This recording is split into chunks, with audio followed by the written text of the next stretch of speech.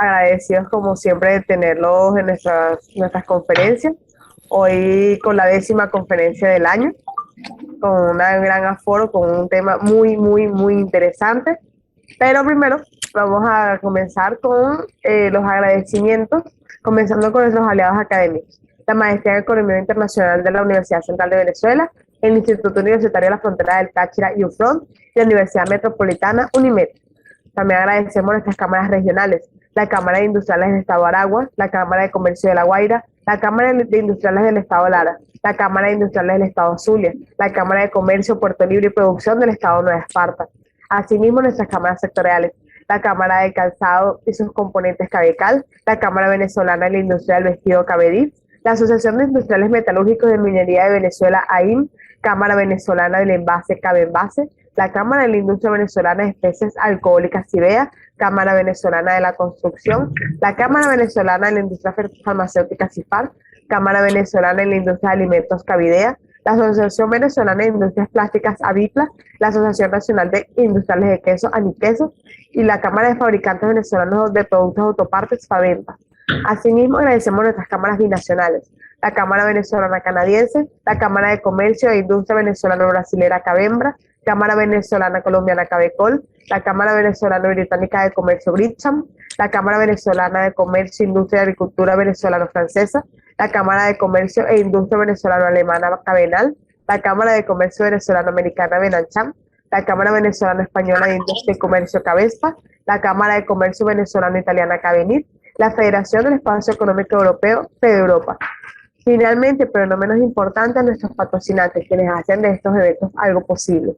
Geolink SF, de San Aduanas, Comercialización SAEC, Chip Lili, Casa Franceschi, Taurel, de FISA, Anova Marine Insurance, Benembarques, MGL Global, DHL y Banco Mercantil. A todos los presentes, muchísimas gracias. Por favor, agradecemos mantenga sus micrófonos en silencio, así como también algunos videos apagados si no es necesario. Bueno, ahora, primero que nada, vamos a darle la bienvenida a Enrique Raad, ejecutivo de ventas de la empresa Anova Marine Insurance, uno de los patrocinantes oficiales de nuestros programas formativos. Adelante, Enrique. Gracias a todos. Bueno, ante todo, muchísimas gracias, Iris, por la oportunidad de presentar acá lo que es Anova Marine, qué es lo que podemos llegar a realizar y cuáles, digamos, los servicios que podemos ofrecer dentro de lo que es el comercio internacional. Bueno, Anova Marine Insurance es un broker de seguro de carga, empresa norteamericana, ¿verdad?, con base en Miami y con corresponsales dentro de toda Latinoamérica. Nuestros pilares fundamentales son la política de reclamos, la capacidad de negociación que podemos llegar a tener con lo que es los proyectos logísticos que puedan manejar clientes finales y importadores y exportadores, y el compromiso indeleble que tenemos en prestar lo que es el mejor de los servicios. Hemos desarrollado, en conjunto con nuestros reaseguradores, ¿verdad?, múltiples programas de seguro para lo que es el mundo logístico como tal. Y nos hemos convertido, desde el 2012, fuimos fundados en una de las firmas de seguros logísticos preeminentes en Estados Unidos y en toda Latinoamérica. Los servicios que podemos ofrecer, ¿verdad?, serían seguro de mercancías, seguro de contenedores, y para lo que es los agentes de carga o operadores logísticos, un servicio de seguro el cual los puede respaldar ante lo que serían reclamaciones y demandas de terceros. Nuestro negocio, a pesar de lo que se ha vendido en toda Latinoamérica, nuestro negocio es más directo. ¿Qué quiero decir con esto? Está lo que es la reaseguradora, o digamos la aseguradora como tal, está Anova, y en este caso estaría directamente el agente de carga o agente de aduana, ya que nosotros ofrecemos lo que es este servicio, prestamos lo que es este servicio a los agentes de carga y aduana. Y esto se traduce en ¿qué? Menos comisiones a la hora de realizar lo que sería el pago de las primas, menos condiciones, menos restricciones, y estaríamos dándole lo que es una cobertura justa por lo que sería el costo justo y que haya menor burocracia en lo que es la resolución de los reclamos como tal. Bueno, esto sería todo. Ante todo agradecido con Avex, con todos los participantes y bueno, ya en el chat les estaría dejando lo que es mis datos de contacto para quien esté interesado pueda allí contactar directamente conmigo. Muy bien, Enrique, muchísimas gracias por la presentación de ANOVA. Exacto, por favor, recuerda dejar tus datos de contacto, así como los de los que necesitemos para conocer un poco más sobre esta empresa. Ahora vamos a darle la bienvenida al licenciado Rafael Barreto. Él es el director ejecutivo de la Cámara Venezolana de Calzado y sus componentes Cabecal, además diplomático venezolano ya retirado, que ha dejado el nombre del país muy en alto. Sea bienvenido, licenciado Rafael. Muchísimas gracias por la compañía el día de hoy. Gracias, buenos días. Bueno, me toca a mí hablar un poco sobre la industria del calzado en Venezuela, para lo cual hay que hacer un poquito de historia. La primera asociación que se crea en Venezuela, que agrupan a los fabricantes de calzado, fue una llamada Asociación Nacional de la Industria del Calzado, creado el 26 de enero de 1961. Luego, con los años, en el año 67, se crea la Asociación Nacional de la Pequeña y Mediana Industria del Calzado y similares.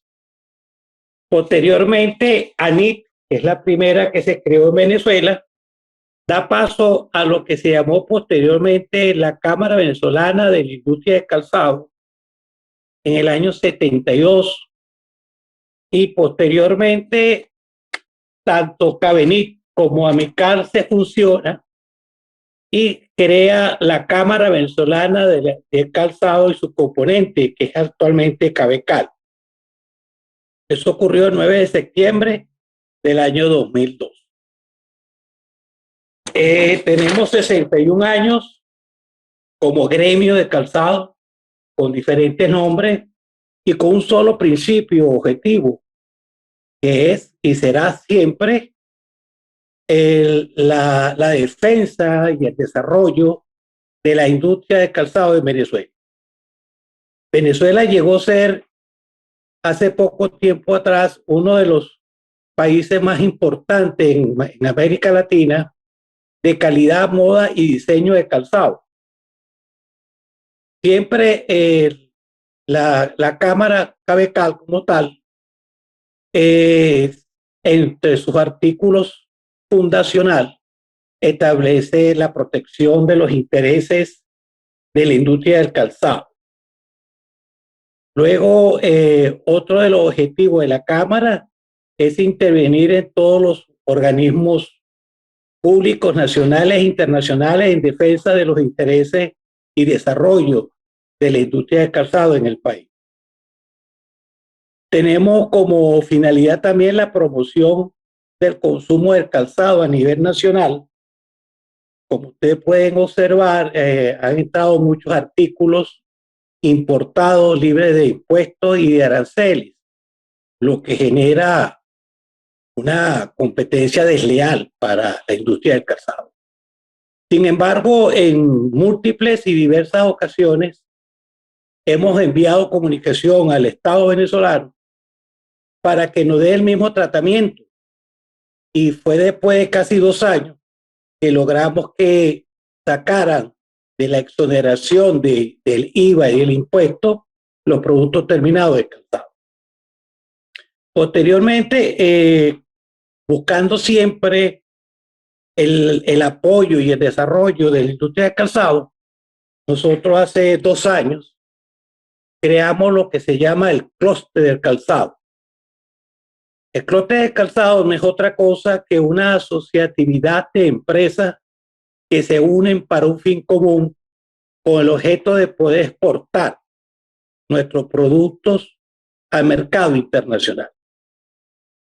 Dada la difícil situación internacional, se nos ha complicado un poco la exportación del calzado por diferentes y múltiples razones que todos conocemos, como la falta de desarrollo de políticas públicas a nivel internacional que evitan, ¿verdad?, que en un momento determinado se pueda exportar.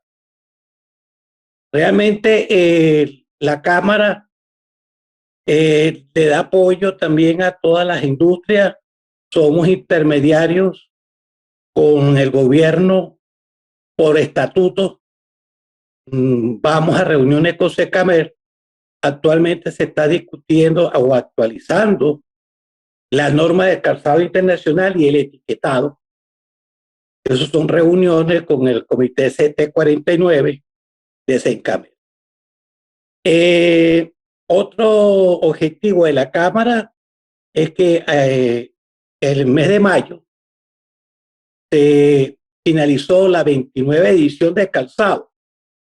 Esa edición de calzado participan todo lo que es la materia prima, desde la materia prima, suela, caja, prensa, tenerías y el producto final, para demostrar el producto y la calidad del mismo que estamos fabricando en Venezuela.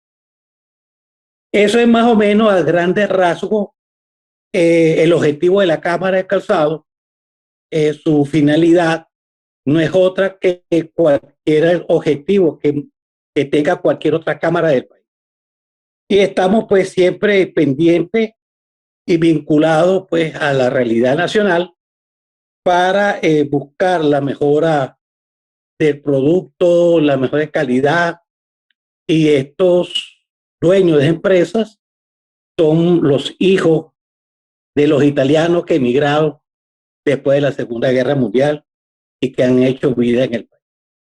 Ese más o menos es el objetivo de la Cámara. Eso es todo. Muchísimas gracias, señor Rafael. Siempre es un gusto contar con usted y bueno, este repaso por la historia de la Cámara realmente es más que necesario porque todos somos gracias a la historia que tenemos. Así que bueno, que sigan los éxitos y que cumplan muchísimos años más porque su última edición de la Cámara de Calzado estuvo excelente. Gracias, muy amable. Bien, bueno, antes de darle la bienvenida a nuestra ponente, quiero recordarles que el día de mañana tenemos el evento del programa de fortalecimiento de las relaciones binacionales, exportar si es posible Venezuela-Canadá, el cual se va a estar llevando a cabo tanto de manera presencial como virtual a través del Zoom. Va a ser un evento que va a durar toda la mañana, es completamente gratis para los asistentes, todo el que quiera asistir o participar vía Zoom lo puede hacer. Si desean más información, ahorita se las dejo también por acá por el chat, así como pueden obtenerla a través de la página web o de nuestras redes sociales.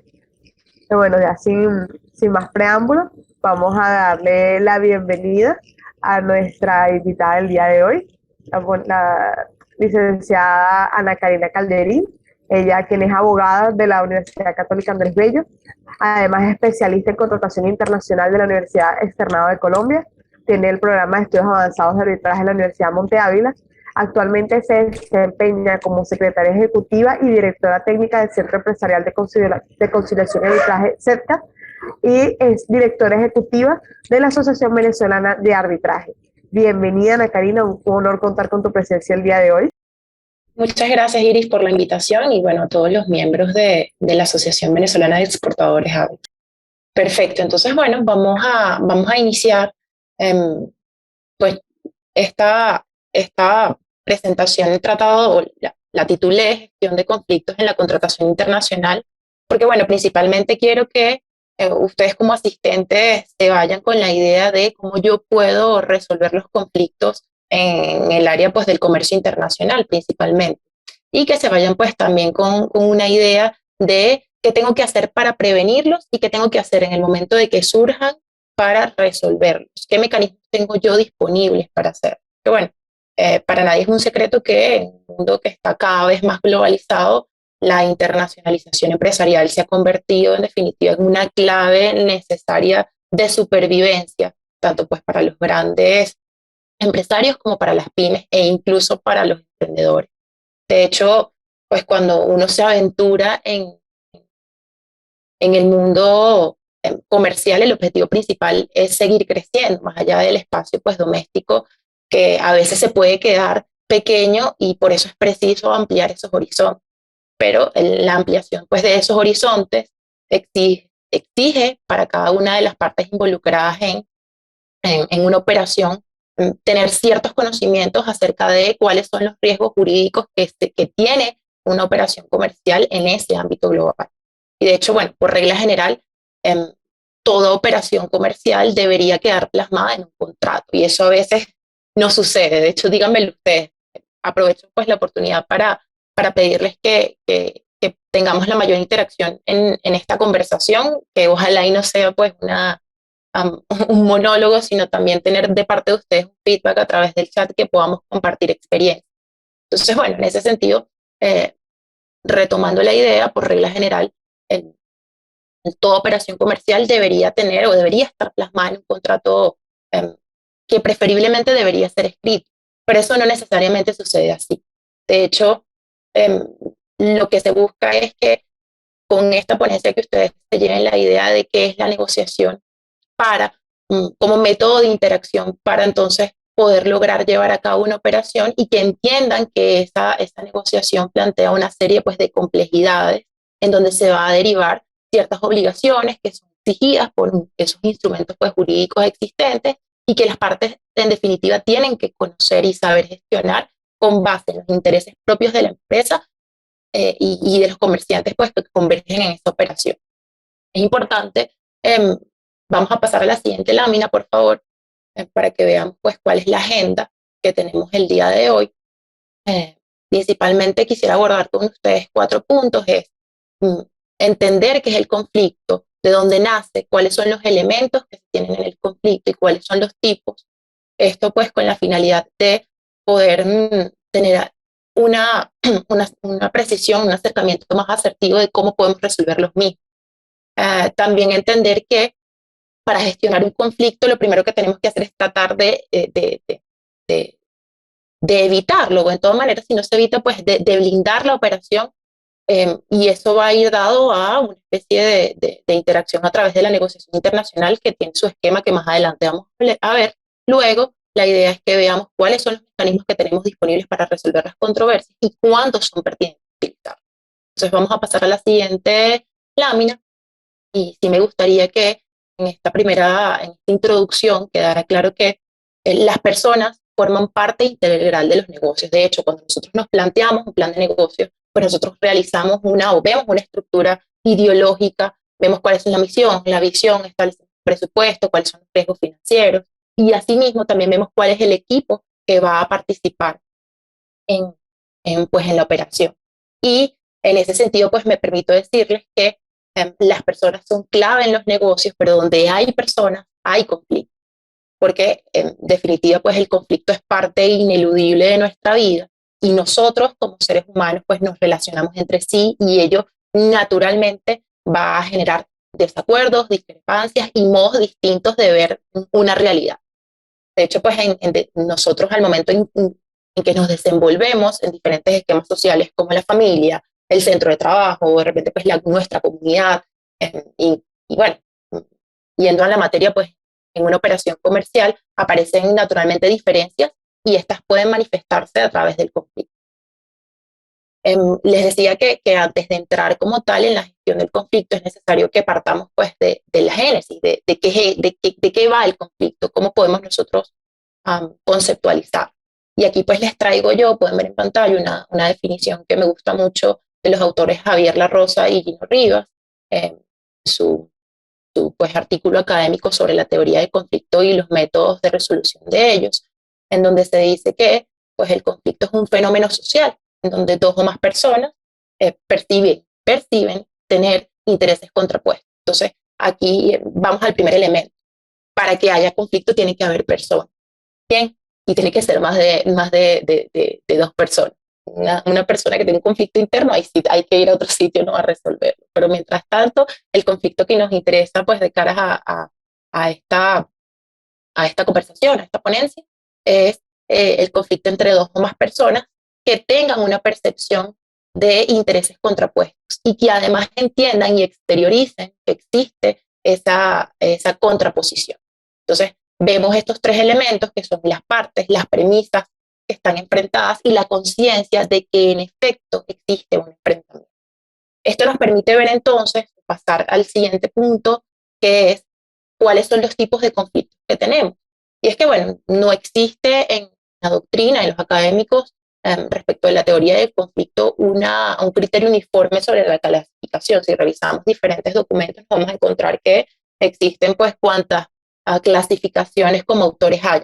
Sin embargo, pues yo les traigo cinco clasificaciones de tipos de conflicto y esto nos va a permitir entonces entender, creo que un antes y un después de que no todos los conflictos necesariamente vienen o se derivan de un conflicto de interés, sino que pueden existir un conflicto, por ejemplo, de la relación entre personas, en donde vemos que existen emociones fuertes, existen falsas percepciones, estereotipos, o simplemente donde no existe comunicación, donde hay conductas negativas que son repetitivas. ¿Cuántos de nosotros no hemos estado ante una situación en donde una persona pues no se comunica de manera asertiva, donde hay una persona que es, si se quiere, pues una persona reticente, que es negativa, que pone una barrera, que a veces llamamos a esta persona una conflictiva porque incluso en su cabeza o exterioriza la manera pues de crear algunos problemas que se puede creer que son innecesarios. A este tipo de conflictos los llamamos de relación entre las personas y de hecho son llamados en doctrina como conflictos irreales, porque al final no existe una controversia como tal. Luego tenemos pues los conflictos de información, que son los que se devienen o se derivan de información falsa, de falta de información parcial, de tener puntos de vista diferentes e incluso interpretaciones diferentes sobre informaciones, es decir, sobre percepciones. Asimismo, podemos encontrar los conflictos pues, de intereses, en donde vemos cuando existe una competición entre necesidades. Quiero más dinero, quiero más tiempo, quiero más recursos físicos. Ahí entonces es cuando, desde el punto de vista comercial, sí se puede llegar a entender que existe un conflicto y es cuando no tenemos, pues no existe un equilibrio entre nuestros intereses. Existen también, que estos están muy presentes en el comercio internacional, los conflictos estructurales, que son principalmente causados por estructuras opresivas de relación. Incluso aquí podemos ver en este tipo de conflictos estructurales los conflictos por cultura. ¿Cuántos de nosotros no nos hemos encontrado que al momento de hacer una operación con una persona pues, que no es venezolana, sino incluso que tiene otra cultura, que tiene otra religión, que tiene otra forma de hablar, con cuántos de nosotros no nos hemos encontrado una barrera? Y en este punto pues me permito darles un ejemplo. ¿Qué pasaría si un exportador venezolano va a realizar una operación con una persona árabe que además tiene de religión la musulmana y que además esta persona que va a realizar la exportación es mujer? Sería ahí o nos podríamos encontrar nosotros con un conflicto. Sin duda ahí nos vamos a encontrar con un conflicto estructural, conflicto cultural. Porque bueno, tal vez en ese momento el interlocutor ideal no es una mujer y eso tenemos que entender. Entonces también para saber cómo lo vamos a abordar es importante que estos conceptos los tengamos claros. Y por último, otro pues de los conflictos que les traigo es los conflictos de valores, que son principalmente pues causados por sistemas incompatibles de creencias, sobre todo pues por creencias que son principalmente morales, que es bueno, que está bien y que está mal. Ahora, me permito preguntarles, y me gustaría pues a ver si podemos lograr una interacción por el chat, ¿qué visión tienen ustedes del conflicto? ¿Ustedes consideran que el conflicto es positivo o es negativo? Sí, vamos a ver si alguien se aventura pues a contestar, pero bueno, me adelanto a comentarles que por defecto se puede llegar a creer que el conflicto es malo y por ello pues por eso iniciamos la pregunta de, bueno, ¿el conflicto es malo o es bueno? La verdad es que se afirma que el conflicto no tiene una connotación, no debería tener una connotación negativa. Simplemente, como les decía en la definición, es parte de la realidad, es un fenómeno social. Entonces, más que negativo como tal el conflicto, lo que puede llegar a ser negativo es la manera en cómo lo abordamos y el resultado. Bien, um, el conflicto es parte del resultado normal y ordinario de la interrelación de las personas. Um, lo que puede llegar realmente a ver que el conflicto sea negativo es si nosotros tenemos una manera mala de abordar. De hecho, bueno, existe una clasificación también del concepto de conflictos, microconflictos, que son los interpersonales, los macroconflictos, que pueden ser pues, esos conflictos sociales, y los megaconflictos, que terminan siendo las guerras. Entonces, para nadie una guerra termina siendo positiva. Ahí es cuando podríamos decir que el efecto del conflicto es negativo. El conflicto, a su vez, pues se puede abordar de diferentes maneras. De hecho, dependiendo de la formación que nosotros tengamos, podemos abordar el conflicto de una u otra perspectiva.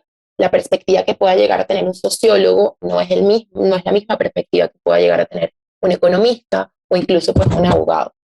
Que a veces aquí a mí me gusta, si bien yo soy abogada, a veces pienso que me salgo un poquito pues más del molde, porque piensan que a los abogados les gusta el conflicto, y más allá de eso, no es que nos guste, sino que tenemos que gestionarlo, y gestionarlo de una manera adecuada.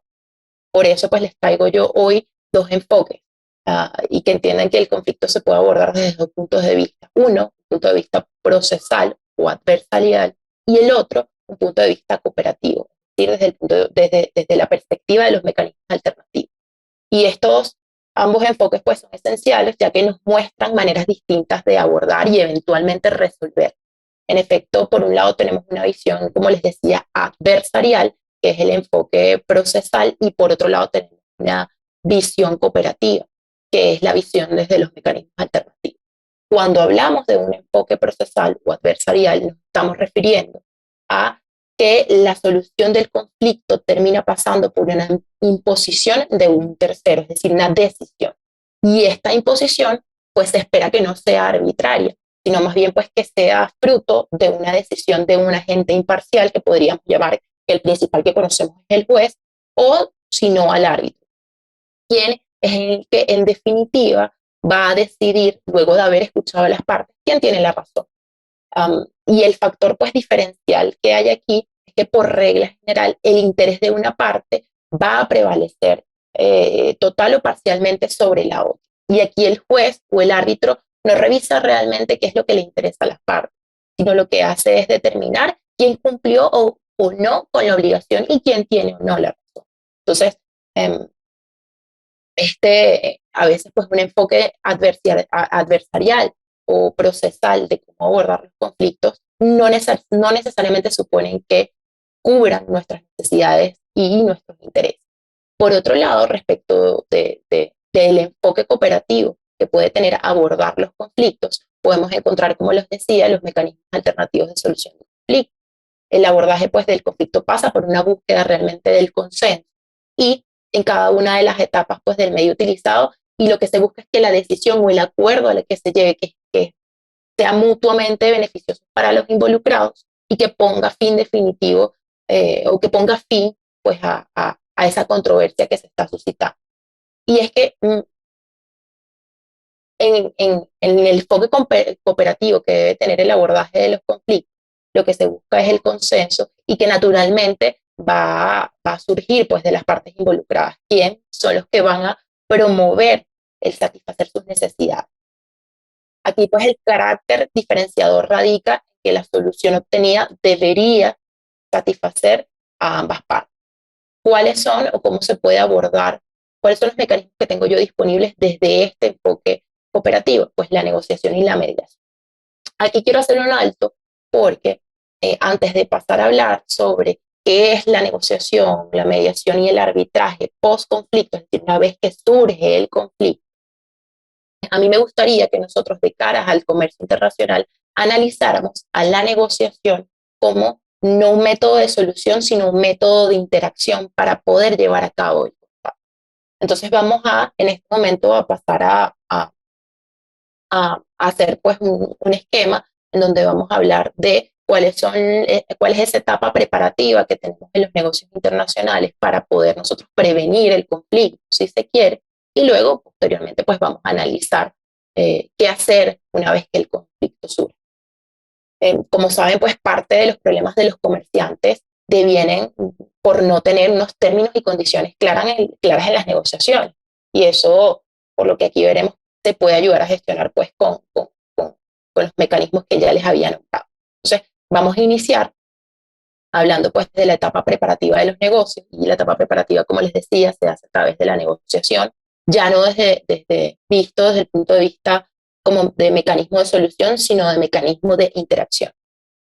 Como ustedes saben, generalmente existe en el comercio internacional una serie de documentos preparatorios que, sin ser necesariamente válidos desde el punto de vista legal, pueden ser considerados como usuales en el comercio, y en ciertos sectores pues surgen dentro de la negociación de las partes, ya que a través de estos documentos se manifiesta la voluntad de las partes en el establecimiento de una relación contractual. Y su redacción se podrá pues derivar del carácter más o menos obligatorio de las relaciones o las obligaciones contraídas. ¿A qué me estoy refiriendo? Bueno, que en la etapa preparatoria de los negocios vamos a poder encontrar documentos como la carta de intención, el precontrato, incluso vamos a encontrar pues la oferta, y parte del gran éxito de las negociaciones o de estos actos preparativos para el negocio va a depender de que de que los negociadores, incluso antes de empezar a la fijación del rumbo como tal a seguir de la negociación, comprendan cuáles son las oportunidades y desafíos que se tienen pues en el negocio que se va a realizar. Por eso es importante que tengamos claros diferentes factores. ¿Cuáles son unos de ellos? Uno de ellos son los factores externos, y dentro de los factores externos pues encontramos la cultura y las dimensiones culturales, y otro la comunicación adecuada. Antes nosotros de adentrarnos a realizar una operación, tenemos que estudiar el mercado al cual nos vamos a dirigir, cuál es la cultura.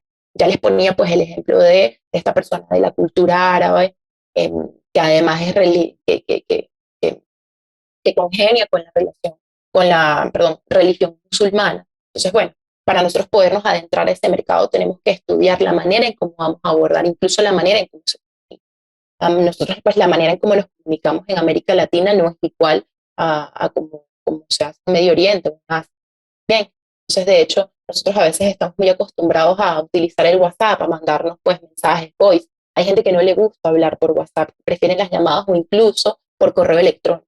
Cuando usted va a realizar alguna operación con una persona pues de Estados Unidos, incluso en inglés, ellos prefieren comunicarse a veces por correo electrónico y responden muy rápido por correo electrónico, pero no así pues por WhatsApp, por teléfono.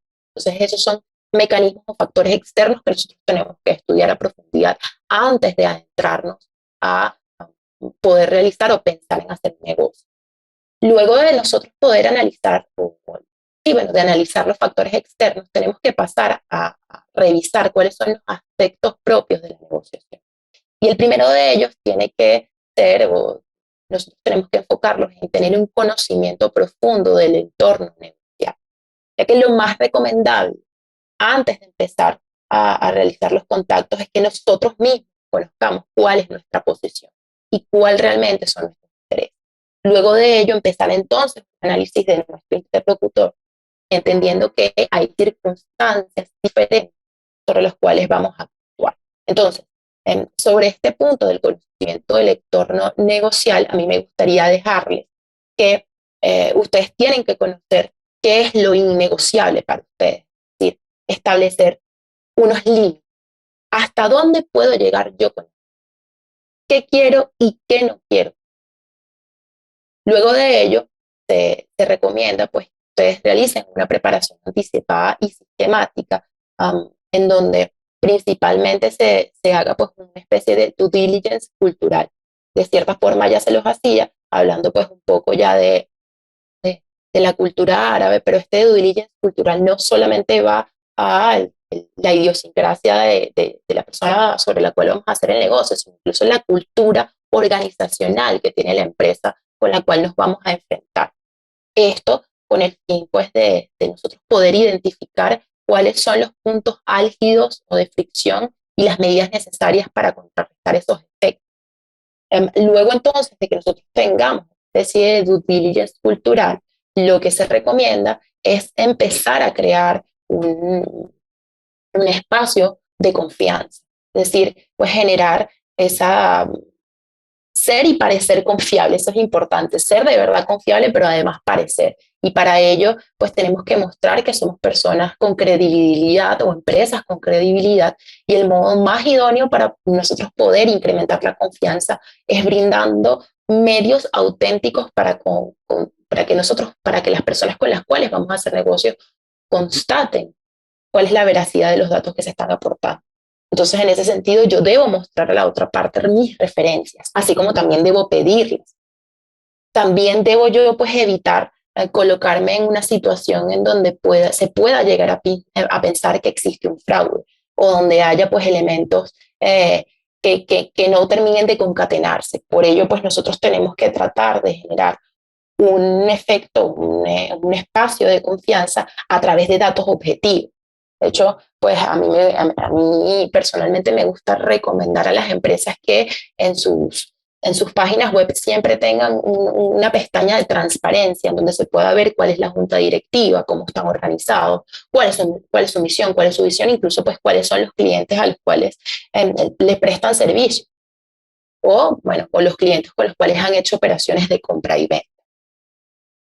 Como ustedes saben, al empezar una relación de negocios siempre existen pues sociedades que tienden a mostrar un grado mayor de confianza con el interlocutor. De hecho, lo que para mí es tener lo que para mí lo que significa el concepto de confianza no necesariamente es el mismo que significa para la persona de Rusia con la cual yo voy a hacer una operación, incluso verificar cuál es la amplitud de ese concepto con la persona con la que vamos a hacer negocios, es importante pues revisar. Luego de pues, generar este espacio de confianza, otro de los puntos que se sugiere abordar es la determinación de los parámetros fundamentales para mí y para la parte con la cual yo voy a negociar, ya que parte de la preparación para negociar un contrato internacional es ser conscientes de que hay ciertas variables que nos pueden servir de indicadores para posteriormente tomar decisiones y decir y determinar si vamos o no por un buen camino. Aquí les voy a dar pues 3 elementos que son el precio de reserva, la zona de posible acuerdo y la mejor alternativa al acuerdo negociado. ¿Qué es el precio de reserva? El precio de reserva es el límite que se fija entre un negociador, es decir, qué es lo máximo y lo mínimo que yo puedo aceptar, qué es para mí una oferta viable. Y pues a través de este precio de reserva, los negociadores pueden determinar las propuestas que podrían tomar respecto de las que podrían descartar. Entonces esto termina siendo una especie pues de límite de hasta dónde yo puedo aceptar. Bien, y este es un filtro que generalmente pues se usa para establecer una decisión o un criterio sobre qué es una propuesta magnífica y qué es una propuesta que a duras penas es aceptable. Ahora, el precio de reserva también pues nos permite establecer cuál es nuestra zona de posible acuerdo. Ya yo estableciendo mis límites, entonces tengo esa zona de cuál es mi gama de posibilidades, que es el zócalo que ven acá, la franja de posibles acuerdos en la que son compatibles con mi posición de intereses. Y la zona de negociación, es decir, el espacio debajo del precio de reserva que generalmente tiene un comprador, pero por encima del precio de reserva que tiene un vendedor. Y esto, pues también conjugado con la mejor alternativa al acuerdo negociado, es decir, cuál es la mejor situación que yo puedo tener en este acuerdo y cuál es la mejor posición que yo podría tener si no lograra un acuerdo. Eso me va a dar a mí un portafolio, una gama de posibilidades. Ya entonces, pues conocido o realizado la determinación objetiva de los parámetros de la negociación, pasamos entonces al punto de el conocimiento y la prevención de riesgo en las negociaciones. Ya analizaste pues toda esa parte subjetiva de conocer el perfil de la persona con la cual yo estoy negociando, cuáles son tus intereses, de qué cultura viene, cuáles son los posibles acuerdos que yo tengo. Ahora pues entonces vamos a ese análisis objetivo que se tiene que hacer del negocio y es para, bueno, conocer y prevenir los riesgos de esa negociación. Se tiene que hacer, pues como ustedes saben, un análisis legal de la operación, un análisis comercial, uno financiero y uno pues político. Dentro de los riesgos legales, lo que se suele sugerir es que se realice pues un esquema de revisión en donde se pueda identificar cuáles son las normas que no se pueden infringir, las leyes o reglamentos que rigen la operación y como consecuencia de cuáles son los controles suficientes que tengo que hacer para no violarlos. De hecho, pues uno de los mayores riesgos legales que se presenta generalmente siempre es en la ejecución del contrato. Para ello, pues lo que se sugiere es establecer disposiciones que sean indemnizatorias, cláusulas penales o pues garantías que permitan en cierta medida garantizar la ejecución correcta o eficaz de ese contrato. Por otro lado, pues tenemos el riesgo financiero, que básicamente nosotros al momento de negociar tenemos que verificar cuáles son las afectaciones que se pueden tener en mis ganancias, en el caso de tomar o no unas decisiones, ya sea por la exposición del negocio, por el apalancamiento, es decir, por las deudas financieras que yo vaya pues a obtener para poder llegar a ese negocio, o también pueden ser por factores cambiarios, que muy bien pues lo conocemos aquí en Venezuela, por la fluctuación del tipo de cambio. Entonces, al momento de yo irme al ámbito internacional y adentrarme con otro país, a establecer una moneda de pago, ya sea pues como moneda de cuenta o moneda de pago, si esta es una moneda que fluctúa, cómo se está moviendo el mercado, o incluso decir, voy a hacer la operación en moneda o lo voy a hacer a través de unos activos que no sean variables, como el oro, por ejemplo, o de alta fluctuación. Entonces, bueno, además de este riesgo financiero, también se nos presenta el riesgo empresarial y los riesgos políticos, evaluar entonces cuál es el ambiente que se tiene dentro de la empresa, cómo actúan ellos y cuáles son los riesgos que yo puedo obtener de hacer una operación con una persona, ya sea pues residente en un país que tenga riesgos internos políticos importantes, ¿no? O que el lugar en donde yo voy a ejecutar el contrato tenga unos riesgos políticos importantes. Además entonces, de conocer estos elementos objetivos de la negociación, también tenemos que tener un muy buen equipo negociador. Y aquí quiero detenerme porque a veces la gente piensa que un abogado necesariamente es un buen negociador, y no es así. De hecho, en las facultades de Derecho a nivel nacional, no ven a veces medios alternativos de resolución de conflictos, no saben qué es la negociación. Solamente en las principales casas de estudio a los abogados se les da una formación. A veces el mejor equipo negociador sí tiene que tener un abogado, porque es el que tiene que revisar cuáles son los riesgos legales que se pueden derivar de esa operación. Pero tal vez es mejor tener un gerente que de verdad conozca estos mecanismos y que me lleve a tomar la decisión más acertada, que vaya en beneficio de mis intereses. Entonces, en el ámbito internacional, lo que se suele sugerir es que el negociar no se lo deje a una sola persona, porque a veces no es humanamente posible pues ver toda la amplitud de un negocio, sino que tengas una persona, aunque tengas un equipo que pueda ver cómo es el manejo de divisas, cómo es el sistema bancario de otro país, que además también tengamos a una persona que sea o que conozca de toda la operación logística y de transporte que supone pues hacer una operación de compraventa de mercaderías internacional, y asimismo pues que tenga conocimiento del sistema legal en el cual nos estamos adentrando, y por supuesto una persona que vaya atada al componente pues financiero, porque uno hace negocios no para perder, uno hace negocios para generar mayor utilidad. Entonces tiene que ser un conjunto de disciplinas para poder lograr y tener un buen equipo negociador. Como les decía, es muy difícil que una sola persona pues tenga la capacidad mental de proceder en todos los campos, por lo cual pues se requiere que esa persona, al menos que si vas a ser el interlocutor, se rodee de un equipo de expertos. Sí me gustaría pues que viéramos en la próxima lámina un ejemplo de lo que puede ser una negociación previa. Conocemos que pues, en las negociaciones previas para el exportador existen unos riesgos y para el importador otros respecto de los métodos de pago que se van a hacer.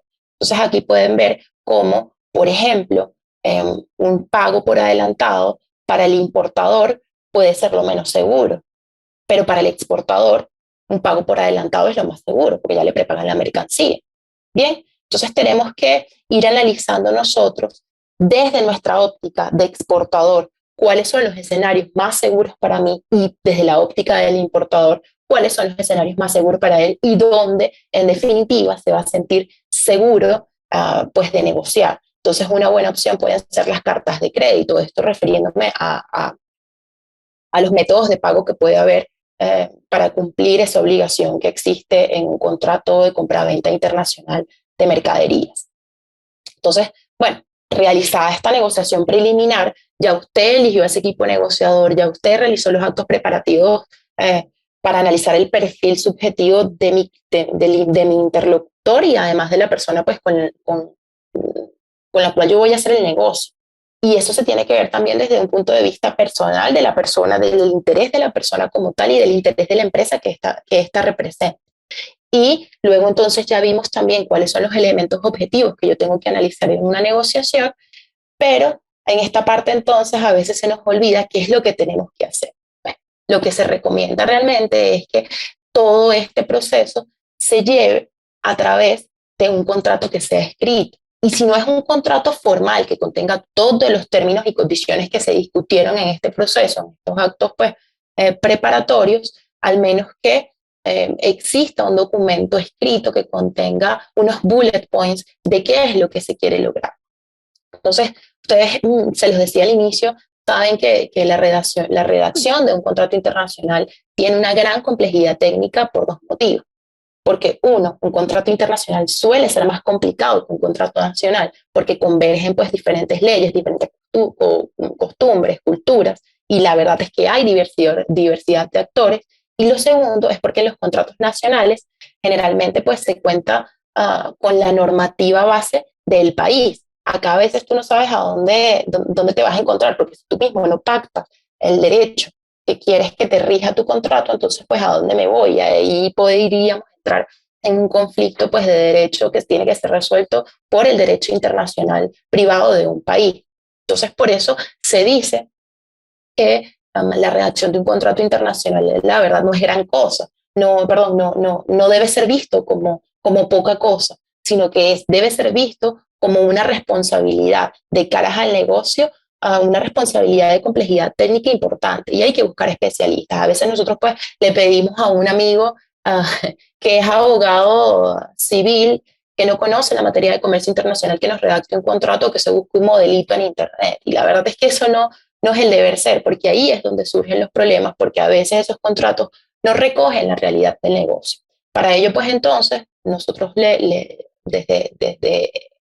esta óptica les sugerimos que apliquen pues dos grandes técnicas de negociación, de redacción en la negociación de contratos. La primera es tener ya contratos que sean estandarizados, es decir, tener la forma de todos los contratos, de los contratos principales de manera que se conocen en el mundo internacional, para que pues para que la empresa o usted como comerciante ya tenga cuáles son las obligaciones definidas en esos ciertos contratos.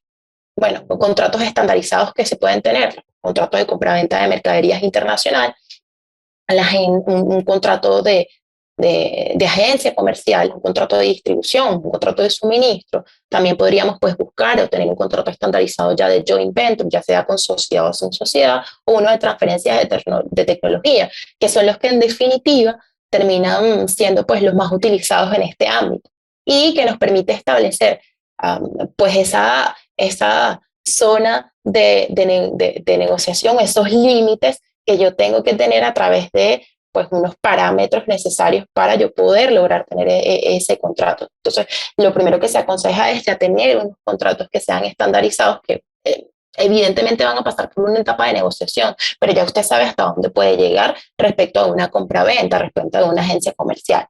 Y por otro lado, si no es posible tener estos contratos estandarizados o usted no realiza operaciones de esta índole todo el tiempo, optar entonces por tener contratos independientes o contratos ad hoc con ciertos términos que principalmente recojan unos elementos generales. ¿Y cuáles son esos elementos generales? Bueno, que contengan la obligación de las partes, que contengan una cláusula de fuerza mayor. Es decir, ¿qué pasa si surge un hecho que no fue previsible? Que también establezca pues alguna garantía de cumplimiento, como lo son las cláusulas penales, o garantía pues puede también establecer una garantía financiera como una fianza de fiel cumplimiento. Entonces, también se sugiere que exista o dentro de esos términos y condiciones de la contratación haya un contrato de revisión del precio, precisamente pues por la fluctuación de las monedas en general, porque ya antes uno pensaba que con el dólar uno estaba seguro, pero hoy por hoy como está el movimiento de la moneda, la verdad es que no se sabe ya si lo que yo pacté hoy en $100,000 en 5 o 6 años va a tener la misma capacidad de adquisición, ¿de acuerdo? Y pues adicionalmente a esa cláusula de revisión de precios también se sugiere que se establezca una cláusula en donde se diga cuáles son los métodos de resolución de conflictos y la elección de la ley que va a aplicar eventualmente ante un conflicto. Y esto es primordial.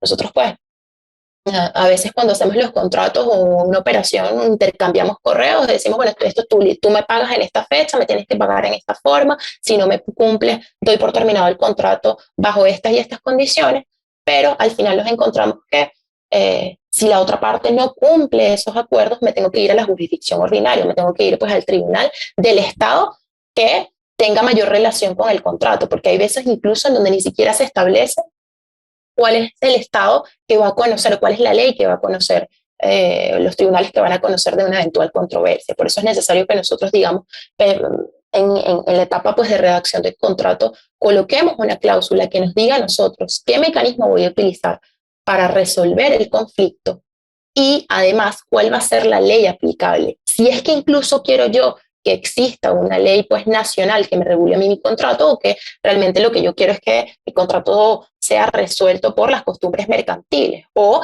por leyes o por normativas que sean generalmente aceptadas como por ejemplo los principios UNIDROIT. Bien.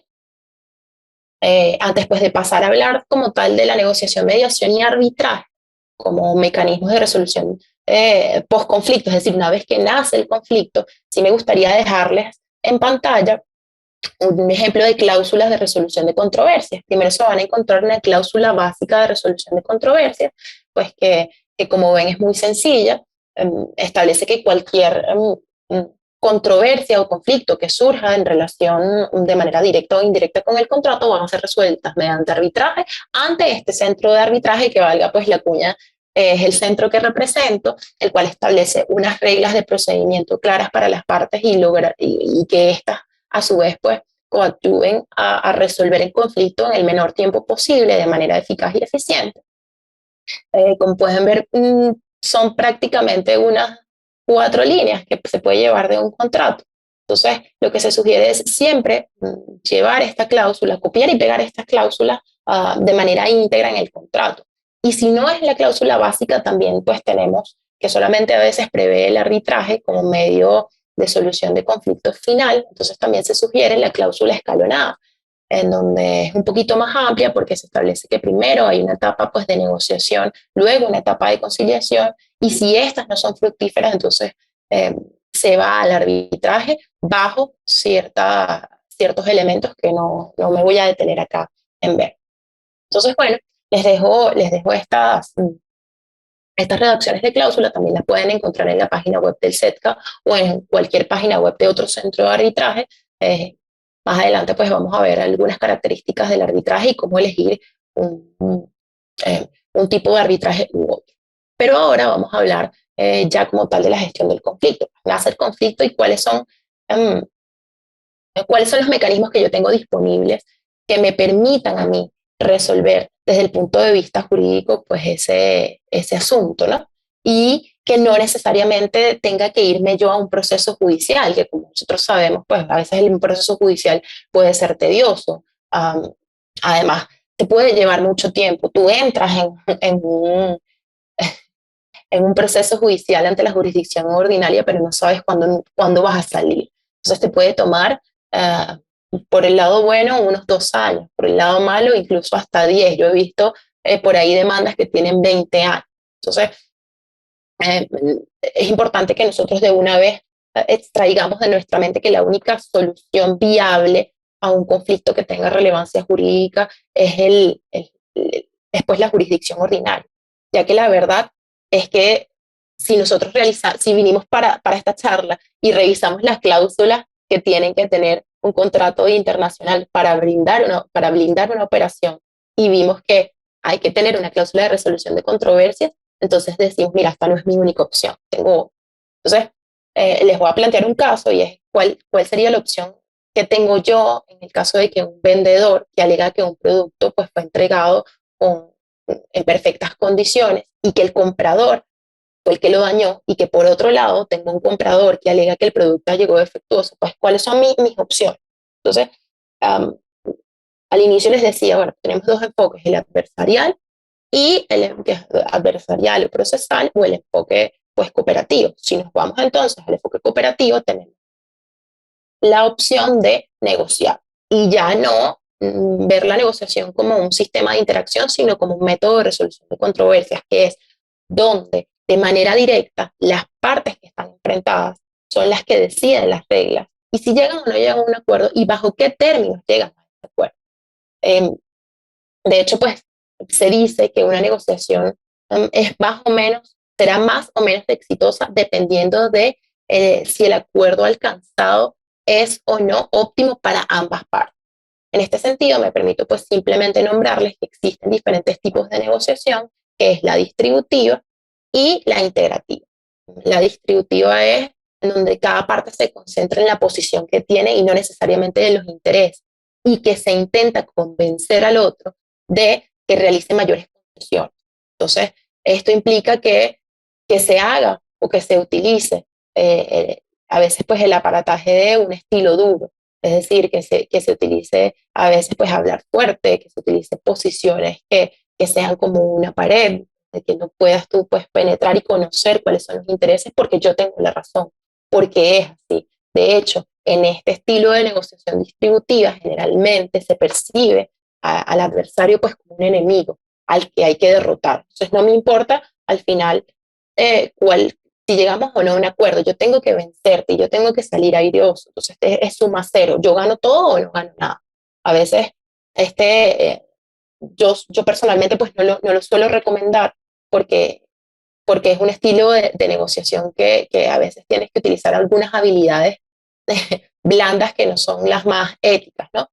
Entonces, como la manipulación, tienes que utilizar entonces gritar a la otra persona, dejar a la otra persona y no suele en cierta medida pues recomendarse el uso de. Por otro lado, como les comentaba, tenemos la negociación integrativa, que lo que hace es, pues, los expertos que hacen es recomendar separar a las personas del problema y ser suave con las personas, pero duro con el problema. Entonces, lo que buscamos aquí es satisfacer necesariamente las necesidades de ambos, no solamente las mías. Usted como un negociador integrativo, cooperativo, también tiene que ver qué es lo que la otra persona le puede servir a la otra persona, e incluso pues dando ofertas o realizando propuestas creativas desde el punto de vista objetivo. Por ejemplo, una propuesta creativa partiendo de la base de una negociación integrativa o cooperativa puede ser una que sea ajustada a elementos objetivos como el precio del mercado. Sí, la venta del kilo de una tonelada de papa es de $10,000, por poner capaz esto es una locura, es por poner pues un ejemplo. Y en el mercado pues internacional ese es el precio o el rango de precios que se está estableciendo entre $8,000 y $12,000, teniendo un intermedio de $10,000. Usted no puede ir entonces a proponerle al comprador que se lo va, o sea, mira, dámelo por favor en $1,000. Eso no tiene sentido. Entonces nosotros siempre tenemos que, sin duda, velar por nuestros intereses, pero hacer ofertas que sean creativas y que también satisfagan las necesidades del otro. porque lo que queremos es lograr un ganar-ganar. Entonces, bueno, les decía que a través de este mecanismo o de este tipo de negociación, lo primero que se busca es separar a las personas del problema. Entonces, no es lo mismo decir en este caso, mire, agradecemos su propuesta, sin embargo, desde nuestro punto de vista, estamos separados radicalmente, o tenemos intereses que son, pues, que no son conciliables, a decir, mira, es que ustedes, una vez más, se muestran con una viveza, con una clara ignorancia de que no saben cómo están los precios del mercado, y la verdad es que ustedes son unos abusadores y esto es absurdo e inaceptable. Entonces, no es lo mismo en cierta medida entrar desde la cordialidad o utilizar la cordialidad como método a, pues, de una vez emitir juicios de valor. Esto respecto, pues, de la negociación. Ahora, um, para cerrar este punto, me gustaría invitarlos a que visiten una página web que se llama negotiate123.com, que es de la Universidad de Harvard, y ahí ustedes van a poder hacer ejercicios de negociación con base, pues, a su método. Ahí les explican, no me voy yo a extender más en este punto. Otra forma autocompositiva de solucionar conflictos a través, pues, de un enfoque cooperativo es la mediación o la conciliación. Y este es un mecanismo a través del cual las partes también resuelven directamente la controversia, pero con la intervención de un tercero que es ajeno a las partes, imparcial y objetivo, pues, que se le llama mediador o conciliador, quien es la persona que funge como una especie de facilitador en el proceso de comunicación. Entonces es una especie de negociación asistida para que las partes sean ellas mismas a las que llegan a un acuerdo. Y pues justamente aquí es donde surge la principal ventaja de la mediación, ya que se radica en el empoderamiento de las partes, que sean ellas mismas de forma voluntaria y a través de la comunicación quienes exploren las posiciones, los intereses, las necesidades, generando, pues, alternativas que sean creativas y aceptables para la otra, y buscando puntos de encuentro que les permita a ambos llegar a un acuerdo negociado que satisfaga las necesidades y poner fin al conflicto. Es importante que tomen en cuenta que los efectos de un acuerdo de mediación en principio tienen un efecto contractual, es ley entre las partes. Sin embargo, para nosotros, pues, poder lograr que este acuerdo sea ejecutorio y que tenga cosa juzgada, tendríamos que pasar por un proceso diferente. ¿Por qué? Porque si les digo, si usted llega a un acuerdo en mediación, este acuerdo se va a atender como un contrato, pero existen mecanismos a través, pues, de los centros de arbitraje. El CETA, de hecho, tiene uno de ellos, que te permite transformar un acuerdo en mediación en laudo arbitral, entendiendo, pues, laudo arbitral como una semejanza a las sentencias que se emiten en los tribunales, que tienen efectos ejecutorios y además que tienen, pues, efectos de cosa juzgada. Entonces, importante que conozcan que existe la oportunidad de que un acuerdo en mediación se transforme en un laudo arbitral y que entonces adquiera los efectos de un laudo como tal.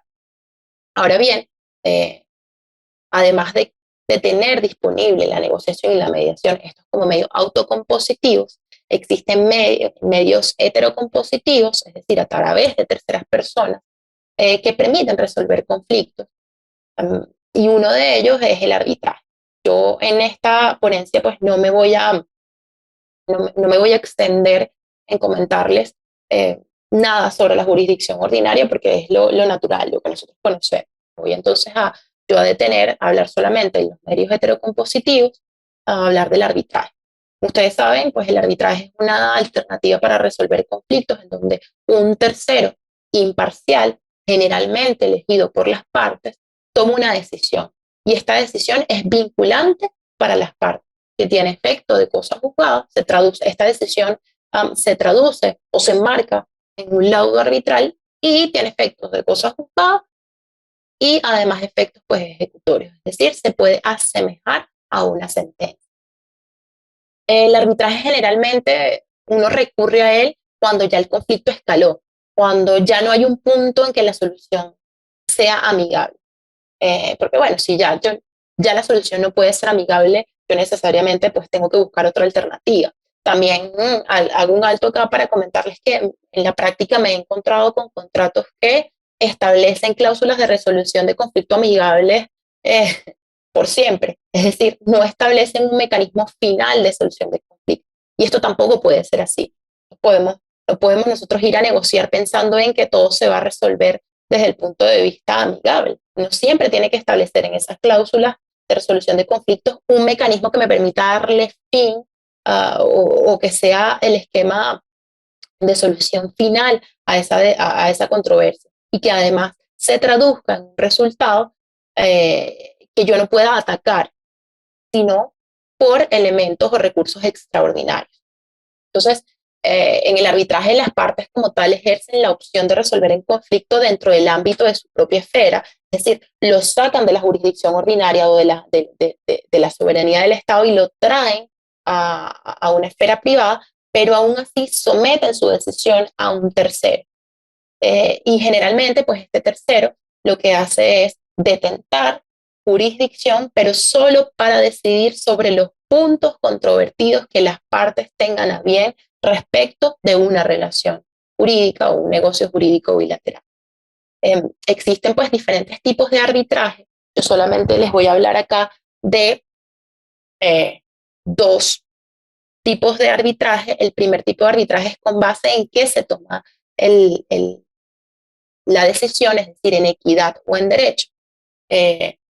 Nos podemos encontrar que, en efecto, las partes, a través del principio de autonomía de la voluntad, pueden pactar que se tome una decisión con base en la equidad, es decir, con lo que tenga a bien o lo que crea justo el árbitro sin hacer necesariamente mención a una disposición legal, o que decida con base en un derecho, que como eventualmente les dije, o en el pasado les dije, no necesariamente tiene que estar atado a una legislación nacional, puede estar atado a los usos y costumbres mercantiles o a documentos que los recojan, como por ejemplo los principios UNIDROIT.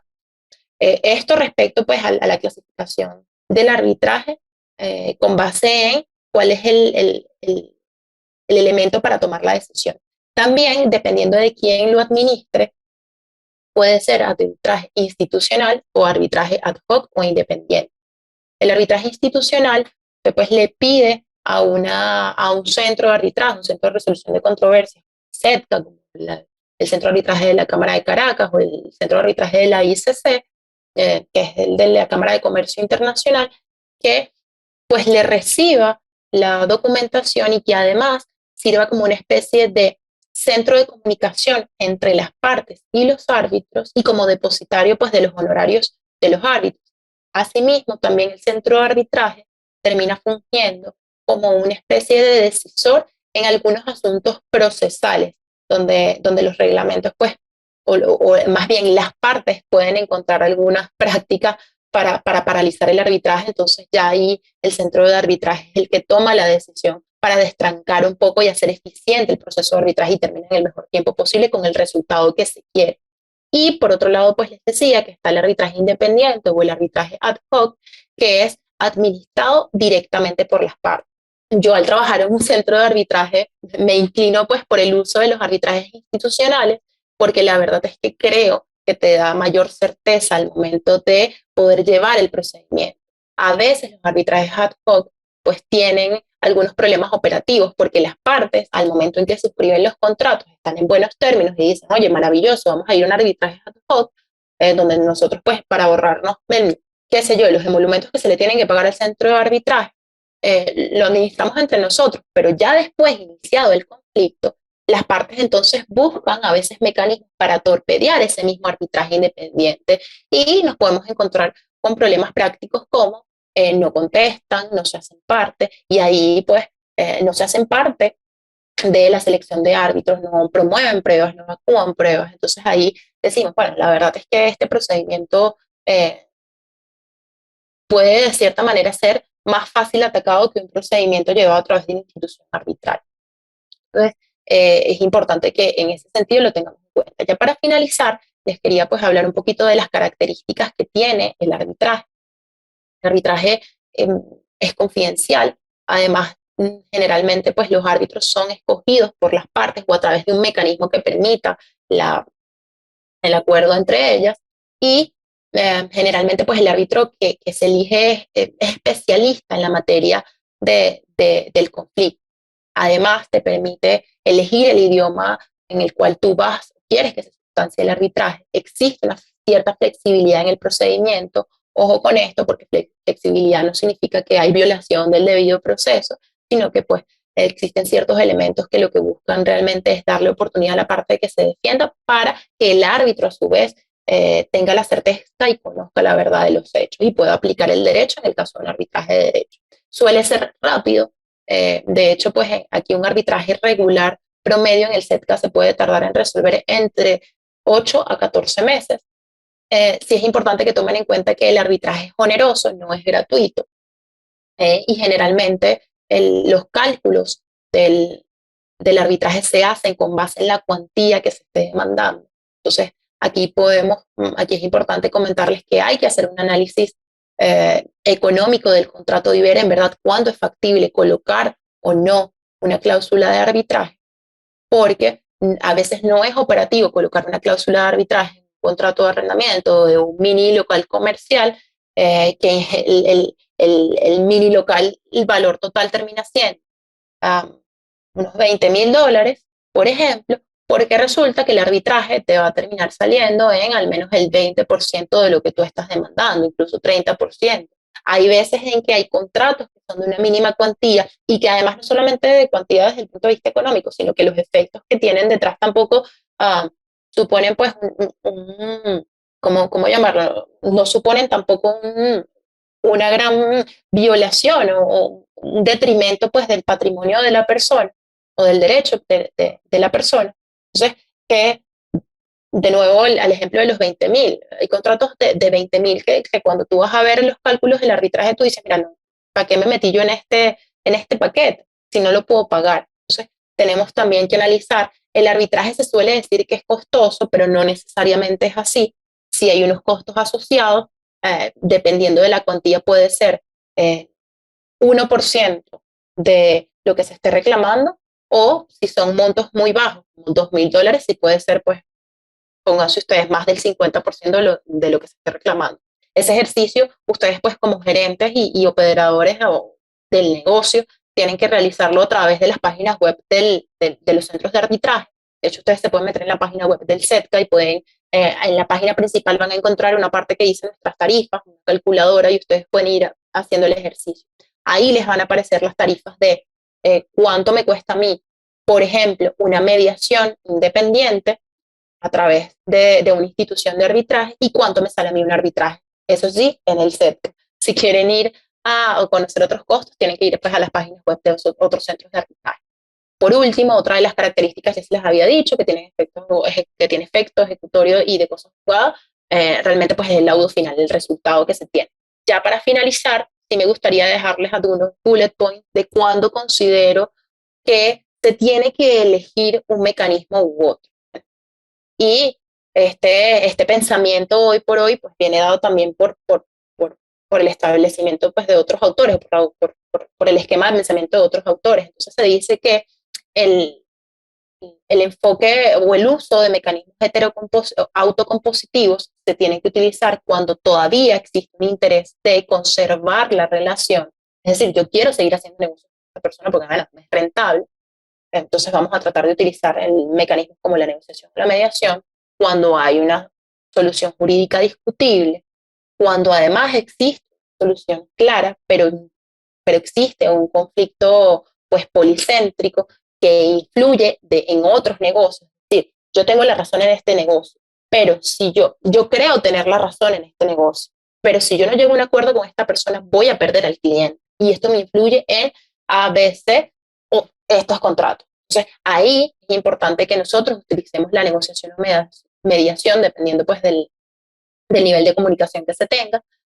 También cuando ustedes necesiten que haya conciliación, haya celeridad y además que la materia que se esté tratando sea altamente especializada y compleja, se suele pues recomendar que se utilice la negociación y la mediación. Generalmente los costos de la negociación y la mediación suelen ser más bajos que los del arbitraje. de nuevo los invito a hacer el ejercicio pues con los cálculos de la página web del SET, que ahí van a poder ver cuánto desde el punto de vista financiero uno tiene que invertir en un contrato en el eventual caso que exista una controversia. Ahora, ¿cuándo debo yo utilizar un mecanismo que sea adversarial o heterocompositivo? Solamente me voy a referir al arbitraje cuando tengo una necesidad de establecer un precedente, cuando quiero prevalecer o tengo un interés todavía en la relación, porque si no tuviera un interés en la relación, pues busco irme por la jurisdicción ordinaria, porque tampoco me interesa que vaya rápido, y cuando no existe comunicación posible entre las partes. Entonces, el tema clave de la comunicación o la comunicación es clave en este sentido, porque es lo que nos va a permitir, mira, si yo tengo comunicación, pues me voy a una negociación o a una mediación, y dependiendo del nivel de comunicación que tenga, utilizo uno u otro. Y si no tengo comunicación, pues de una me voy al arbitraje, que es el que me va a resolver de manera definitiva la controversia. Entonces, bueno, ya esta era la última idea que quería compartir con ustedes. Si cierro, pues diciéndoles que me gustaría que hoy se vayan con la idea de que pues el conflicto es natural entre las partes, que se lo van a encontrar en los actos preparatorios, por ponerlos de una forma, de un contrato o una operación comercial, que post conflicto tienen otras opciones diferentes a la jurisdicción ordinaria, que estas opciones pueden ser realmente económicas, eficientes, pueden ser rápidas, y que les pueden dar a ustedes una solución que satisfaga sus necesidades y que les permita tener una continuidad del negocio. Ahora, si bien podemos entonces decir que existen estos mecanismos alternativos, siempre se tiene que hacer un análisis económico del contrato para establecer cuánto me va a salir a mí el uso de estos mecanismos heterocompositivos, y muy importante, siempre saber escoger muy bien al especialista que los va a acompañar en los actos preparativos y una vez del negocio, y una vez pues si surge la controversia, si es que pasa algo, pues que me ayuda a mí a resolver el problema. No todos los abogados son especialistas en resolución de conflictos. No todas las personas pues saben y conocen de estos mecanismos. Ustedes ya salen de aquí pues con una visión de qué es lo que pueden hacer para mejorar en la gestión de sus negocios. Entonces, bueno, con esto culmino. Veo que sí se hicieron bastante interacción en el chat. Y bueno, aquí les dejo mis datos de contacto. Me pueden escribir a través del correo electrónico. También pueden seguirnos en redes sociales, que ahí dejamos muchos tips sobre medios alternativos en general, o escribirme pues por mi número personal. Muchas gracias nuevamente a Avex y sobre todo pues a Iris por haberme invitado a participar hoy. Muchísimas gracias, Ana Karina. Todo un honor y un orgullo contar con tu presencia el día de hoy. Ahora les voy a dejar con la profesora especialista Yelitza Suárez, quien es especialista en Derecho Marítimo Internacional y es miembro de la Asociación Venezolana de Derecho Marítimo. Bueno, perdón, pertenece a la Junta Directiva. Adelante, profesora Yelitza, muchísimas gracias por acompañarnos hoy. Ahorita, buenos días. Primero, felicitarte, Ana Karina. No solamente que es un tema que a veces podría parecer un poco difícil, tú haces que sea fácil y que la gente quede fascinada. Los comentarios que hay en el chat son muchos, no hay preguntas hasta ahora, son comentarios muy interesantes, pero el primer comentario es lo maravilloso de la conferencista y de la charla, cual estoy de acuerdo. Pero entonces yo voy a abusar del tema de los puntos que destacan la importancia de la negociación, del equipo negociador, es verdad. Para mí sí me gustaría que aclararas y hablaras un poquito de que los árbitros no necesariamente tienen que ser abogados y que existe el arbitraje de equidad, porque la gente siempre cree que es solamente para abogados, y sabemos. ¿Y nos comentarías un poco entonces del arbitraje de equidad, por favor? Sí, claro que sí, profesora Yelixa. Bueno, gracias por la pregunta y gracias a todos por sus comentarios en el chat. Ya los estoy mirando, me siento totalmente halagada por ellos. Sí, como comenta la profesora Yelixa, pues en el arbitraje de equidad generalmente los que pueden tomar las decisiones, los que eventualmente pueden tomar las decisiones no necesariamente pues tienen que ser abogados, pueden ser incluso ingenieros o conocedores, ingenieros, economistas, contadores o conocedores pues de la materia como tal del contrato, de la operación. aquí lo que decide el árbitro en este caso es con base a su real saber y entender, a lo que él considera justo. Entonces hay veces en donde pensamos que en el arbitraje necesariamente tienen que estar abogados y no es así. Sin embargo, si esto ya es una opinión personal y profe Yelixa, cualquier cosa, pues usted podemos entrar aquí en una conversación. em, Sí creo que hay veces en donde el arbitraje de equidad se tiene que, un árbitro de equidad se tiene que hacer acompañar o tiene que conocer las leyes para no entrar en ese esquema de violar alguna norma de orden público, porque necesariamente hay momentos en donde en un contrato pues se tienen que realizar o ver normas que son de aplicación necesaria de orden público. Entonces, ahí hay ciertos asuntos que, si bien hay árbitros que no necesariamente pues son abogados, sino que pueden ser ingenieros, economistas, contadores, sí sean personas que conozcan bien esos límites que establece el derecho respecto del orden público. Un equipo maravilloso que podría ser pues un tribunal arbitral de lujo, por ejemplo, en un contrato de compraventa de mercaderías puede ser tribunal colegiado, es decir, al menos de unas 3 personas o algún número impar, eh, donde tengas a un abogado, tengas a un licenciado en ciencias fiscales y tengas a pues, un economista, por ejemplo. Eh, en los contratos de obra, que tengas a un ingeniero, que tengas un arquitecto, que tengas a un abogado. Entonces, ahí se puede jugar porque, de nuevo, o lo que se busca generalmente pues en los arbitrajes es tomar una decisión y que esa decisión obviamente sea vinculante entre las partes, pero también en un arbitraje de equidad satisfacer en mejor medida los intereses de las personas y tomar una decisión justa. Y justo no necesariamente la justicia no es igual a derecho generalmente. Entonces, bueno, ahí hay unos temas un poco filosóficos a los cuales no voy a entrar a comentar acá. No, no, estoy totalmente de acuerdo contigo. Lo que pasa es que en mi caso siempre me han dicho que es por desviación profesional. Yo creo que sí, que el tribunal, sea unipersonal o sea un número mayor, debe estar normalmente conformado por abogados y siempre se puede llamar a consulta a expertos en determinadas áreas, porque a veces es necesario. Recuerdo hace poco un arbitraje sobre mis temas marítimos y teníamos que buscar necesariamente a un experto, que era un ingeniero, para que definiera si el problema era realmente como se estaba planteando, de violación de alguna cláusula, o si esa cláusula en especial podíamos buscarles excepciones que eran por otro tipo de argumentos más técnicos a los que los abogados evidentemente no tenían. Pero en efecto, y es un tema legal, lo que estamos es sacándolo de la esfera jurisdiccional para garantizar, como bien lo dijiste, celeridad, menores costos, etcétera, y un mayor control sobre el proceso.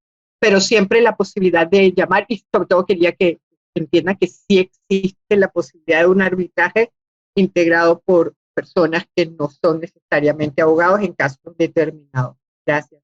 Bueno, a ver, había preguntaron otra vez sobre la página, se la pusimos en el chat, la página de Negotiate 123 de la universidad, que es de verdad interesantísima. ¿Qué más había por acá? El factor humano como uno de los puntos importantes, es obvio que se lleva a cabo. Y había también un tema que a mí me apasiona, que lo mencionaste, que es el tema cultural, porque qué difícil a veces negociar con otras culturas. Por ejemplo, hay culturas en las que la mujer no está muy bien visto que participe abiertamente, que pueda incluso hablar o opinar. Hay otras culturas como la nuestra que siempre vamos a la segunda línea. Recuerdo haber revisado un contrato y lo tuve que revisar como 4 veces porque yo decía, es demasiado equilibrado. Los beneficios son por ambas partes. Yo decía, ¿y dónde está el truco? Aquí debe haber algo que no estoy viendo porque es demasiado justo. Y alguien me dijo, no, lo estás viendo con ojos de abogada latinoamericana, caribeña, y esto lo están haciendo suecos, y de verdad que la idea era que fuera equilibrado. Y yo decía, Dios, casi que pido perdón de rodillas, pero la mala intención la estaba buscando y realmente no la había.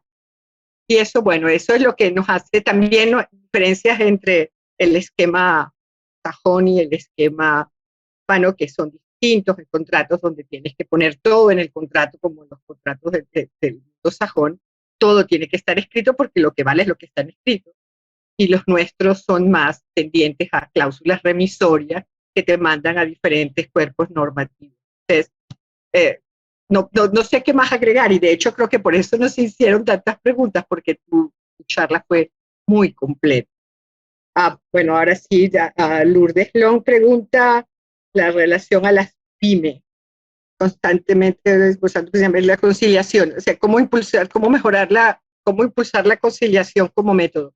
Creo que tú lo señalaste, pero podrías profundizar un poco más, porque estos métodos alternativos de solución de conflictos van desde algo bien simple, entre comillas, incluyendo hasta el ombudsman corporativo, la justicia de paz, hasta los arbitrajes más complejos internacionales. Pero hay una gama, lo dijiste, y entonces señora Lourdes Long está insistiendo mucho en que para las pymes los mecanismos de negociación son mucho más interesantes y más accesibles, me imagino que por temas de precios y honorarios. Sí, de hecho, a veces, por eso es importante que nosotros, como gerentes de negocios, o personas que hacemos negocios, entendamos que, se los decía al inicio, la única solución para resolver conflictos no es no es la solución judicial, ¿no?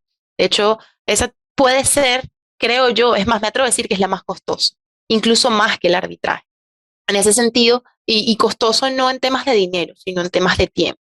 Bien, en ese sentido, usted pues se podría ahorrar un poco más si se asesora pues con los especialistas que conozcan de la conciliación y la negociación y que le permitan o que le den a usted las herramientas pues para poder llegar a un acuerdo mutuamente beneficioso. La profesora Yelitza lo decía, mira, bueno, ¿qué truco le encuentro yo al contrato con los suecos? ¿No? Bueno, lo que pasa es que el nivel o el esquema de negocios que tienen ellos en la mente desde el punto de vista cultural no es igual a lo que tiene un latinoamericano. A los latinoamericanos, incluso en Latinoamérica existen diferencias. Yo recuerdo que yo viví pues por un tiempo en Colombia y recuerdo que a mí me hacía mucho choque ver que cada vez que tú llegabas a un sitio, incluso solamente pues a comprar, no sé, una prenda, ellos te pedían, ellos regateaban el precio. Te decía, mira, pero está en 20.000 pesos, déjamelo en 15.000 pesos, es más, déjamelo en 10.000 pesos, porque yo considero, y lo peor no es eso, lo peor es que el vendedor le decía, bueno, sí, te lo dejo en 15.000 pesos, y wow, qué raro esto, ¿no? Yo no entro aquí a una tienda a decirle, mira, no me lo dejes en 20, déjamelo en 10, no suele suceder eso, el precio es el que es. Incluso dentro de nuestra misma región existe pues diferencias. Y eso es lo que nos va a permitir, como entender, saber que existen estos mecanismos, nos va a permitir gestionar el conflicto de la manera más adecuada y adecuado desde el punto de vista legal y desde el punto de vista económico. De nuevo voy a la idea de uno no hace negocios para perder, uno hace negocios para ganar. Entonces a veces desmontar un poco la idea de que nosotros no estamos haciendo o no vamos a entrar en una negociación es para podernos o para oprimir al otro. No, yo estoy entrando en una negociación porque yo quiero hacer valer mi interés, punto. Y yo voy a hacer valer mi interés, ojalá y sea a través de estos mecanismos que terminan siendo para mí más económicos y más eficientes en temas de tiempo y en temas de dinero. Tan sencillo como eso. Y lo puedes tú utilizar desde el límite lo puedes utilizar para un emprendedor que está comenzando hoy a hacer su negocio pues de comida sana hasta una gran corporación internacional. Entonces va a depender va a depender un poco de cuál es el factor o el elemento diferenciador que tú le quieres dar a tu negocio y cómo quieres tú abordar tus problemas. Por ahí hay una frase que dice que el arbitraje, yo creo que no solamente el arbitraje, sino los medios alternativos en general, son mecanismos de caballeros y damas también en este caso, hablando pues un poco del tema de la inclusión. Porque bueno, uno en verdad tiene que tener una actitud diferente. Cuando tú utilizas estos mecanismos tienes que tener una actitud diferente. No deberías venir acá pues a amedrentar al otro o que el otro venga a ceder, sino entender que él también tiene una posición al igual que tú y que estamos buscando realmente pues cuál es el mejor escenario para ambos. Eso de cara a los elementos, como les decía, autocompositivos. Entonces, bueno, no sé, profe, si quiere comentar algo más o si tiene alguna pregunta. No, como estamos sobre el tiempo, ya me dieron instrucciones, no me queda sino felicitarte, felicitar a Avex, por supuesto, por haberte traído, y a mucha gente quiere que por favor les envíen ponencia, conferencia. Yo creo que debería enviarla contigo misma porque tú la enriqueces muchísimo. Muchísimas gracias, ha sido un placer tenerte con nosotros. Gracias. Y ahora, Muchísimas gracias a las dos. Realmente una ponencia de altura y una moderadora mejor imposible. Gracias a todos los que nos acompañaron el día de hoy, a cada uno de los participantes. Y sí, bueno, apenas Ana Karina nos autorice, vamos a compartirles la presentación junto con la grabación de esta conferencia que creo todos ha sido de altura. Muchísimas gracias a todos los participantes. Acá les dejé también los datos para que nos visiten en nuestras redes sociales, la página web, de manera que si quieren participar el día de mañana en el evento con Canadá, bueno, son más que bienvenidos. A cada uno, muchísimas gracias y que tengan un excelente martes. Hasta luego a todos. Feliz día.